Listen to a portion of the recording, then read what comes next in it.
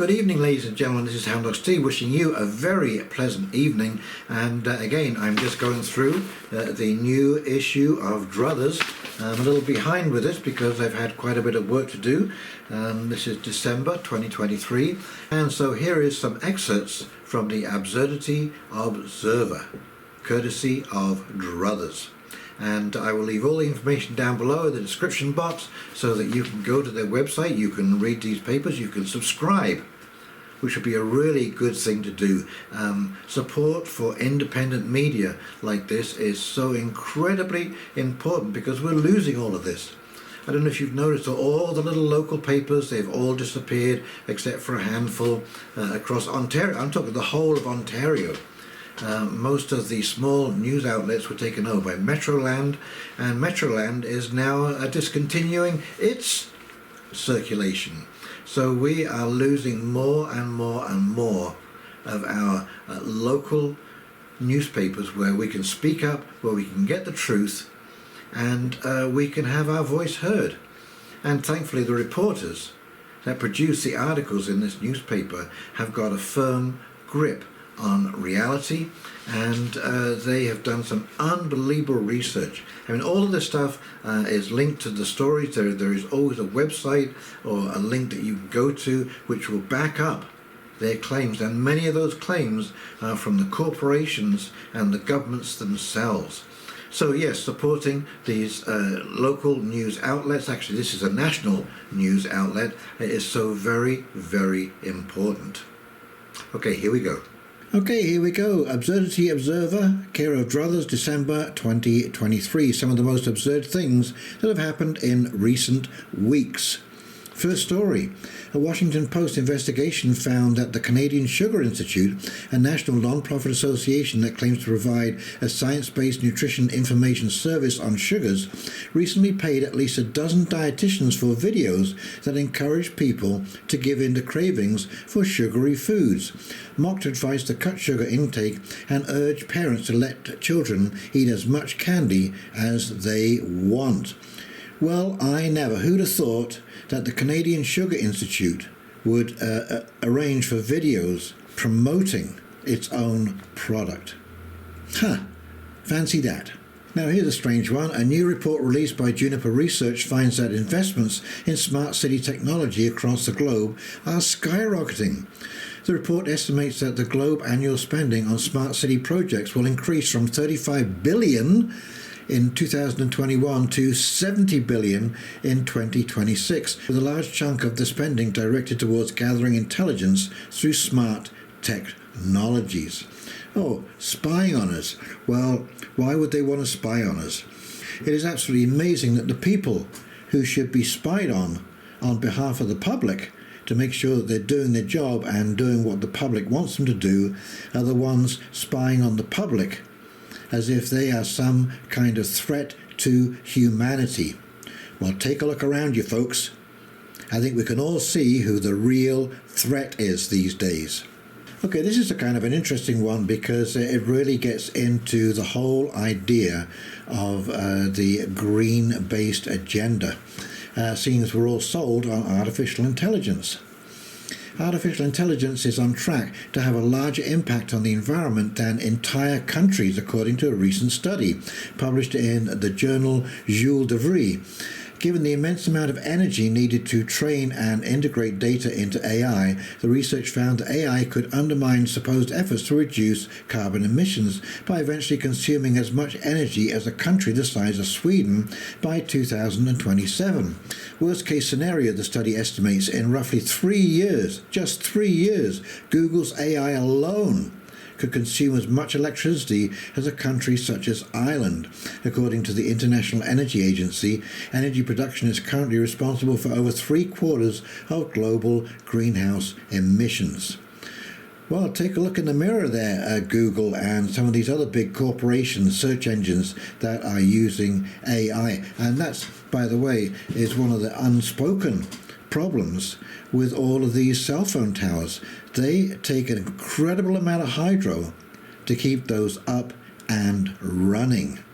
An Ontario doctor who publicly rejected CV mandates is found guilty of spreading misinformation, raising free speech concerns. The Ontario College of Physicians and Surgeons ruled in a disciplinary tribunal that Dr. Mark Trozzi is guilty of professional misconduct, dishonourable conduct, and incompetence in the practice of medicine. The tribunal based its judgment on Dr. Trozzi's dissent from authorities' views on CV mandates, which they categorised as misinformation. Dr. Trozzi's medical licence hangs in the balance whilst he awaits a penalty hearing. Now, this is this absurd little article about cognitive dissonance. Okay, take a listen to this. Ireland's Department of Health claims that the recent increase in excess mortality is an indicator of the impact of the changing climate, and says that heart-related issues and tumours were some of the leading causes of climate-related deaths last year. Fancy that. Never heard of that before. All the 70 years I've been on this planet, I've never, ever made that connection, that the changing of the weather is leading people to, just drop down wherever they are. So this is absolute gaslighting of the public. I mean, are you kidding me? Are you seriously kidding me? Who is going to believe that? I don't know, maybe the same number of people who put on a mask without question. I'm not sure why Canada has to race to the top of the Einstein Awards for absolute ridiculousness. This is from Chrystia Freeland, believe it or not, the Deputy Prime Minister and Finance Minister. Not addressing climatic change is racist, according to the Canadian federal government. In her 2023 fiscal update to the Commons, Finance Minister Chrystia Freeland stated that inequitable environmental policies, laws and decisions that do not address climate change are a form of environmental racism that disproportionately impacts racialized individuals, groups and communities. Okay, whatever you say, honey. Now this is just absolutely incredible. A British museum announces it is relabeling its display of a Roman emperor after concluding that he was a transgender woman. The North Herefordshire Museum will now refer to Roman Emperor Elagabalus, I hope that's the right pronunciation, with a female pronoun, citing preferences indicating he had a feminine side. And you'll see the picture insert. This is Elagabalus. A spokesperson for the museum said it was only polite and respectful to be sensitive to identifying pronouns for people in the past. Now, this is just a move by the power-hungry. New York just made it legal to quarantine and isolate citizens indefinitely. Regulation 10 YRCRR 2.13 gives the state the ability to instruct the Department of Health to pick and choose which New Yorkers they can lock up or lock down without any proof they are sick and without any proof that you've been exposed to a communicable disease, according to attorney Debbie Ann Cox. And there's no time limit. You talk about a police state. I mean, this is so over the top. It is absolutely unbelievable. And talk about unbelievable power grab, the Public Health Agency of Canada, PHAC, has invoked commercial confidentiality to keep secret thousands of pages of data it collected from millions of Canadians without consent via cell phones during the CV pandemic, according to Blacklock's reporter. Just who'd have thunk that this was possible? The CEO of the Bill and Melinda Gates Foundation announced that they are by far the largest philanthropic donor to the World Health Organization. The foundation provides a whopping 88% of all voluntary funding. This funding makes up about 3/4 of the WHO's annual budget, which equates to about 66% of their overall budget. Most voluntary contributions are specified, meaning they are tied to a specific program or health campaign, giving the contributor influence over how they use the funds. The only thing that's surprising about this is that they can say that with a straight face. I mean, wow. Absolutely wow. Okay, so if you want to read any more, you will have to either subscribe to Druthers, or you'll have to go to their website, linked below, and read the copy online.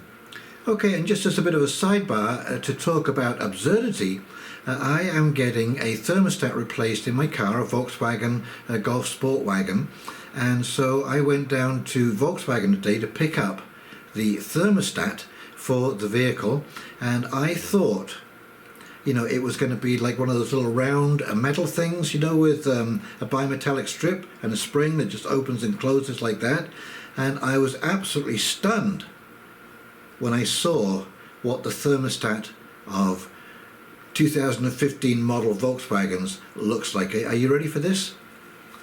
This is it. This is the thermostat for a 2015 diesel Golf Sport Wagon. Look at that baby. That's $140 of plastic to replace a thermostat.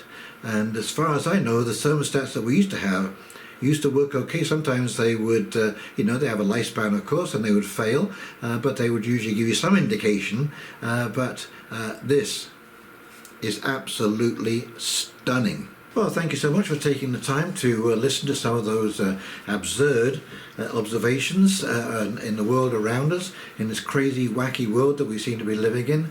And I hope you enjoyed them as much as I did.